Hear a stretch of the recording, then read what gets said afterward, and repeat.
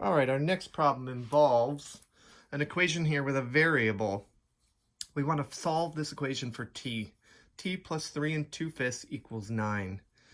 Now, whenever we have an equation with an unknown variable, the technique we want to use to solve this is called inverse operation.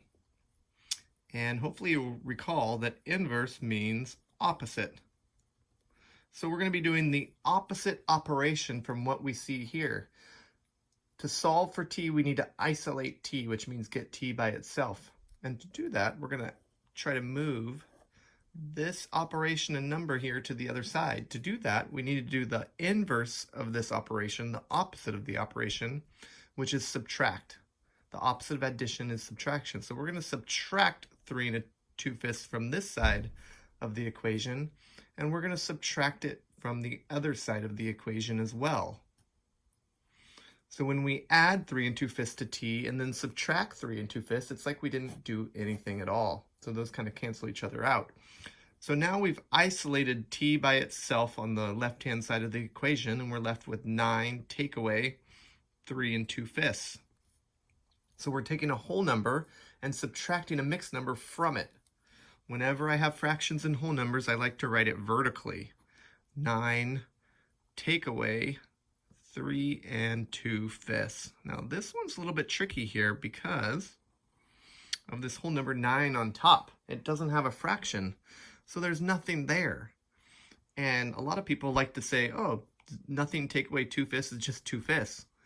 But there is something there. In math, you have to put these placeholders here. There's zero fraction.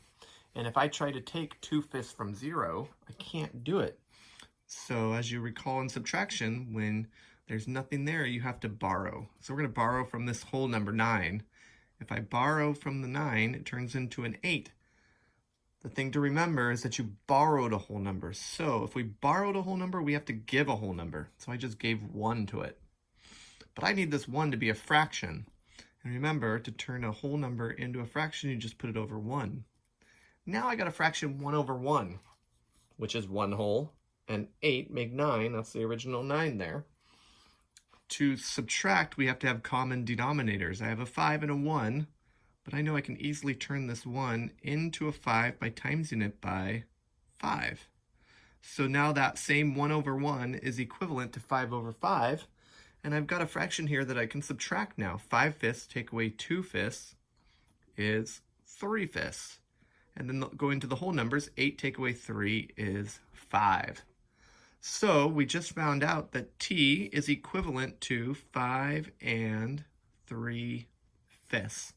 And like always, remember to see if you can simplify your answer before providing it.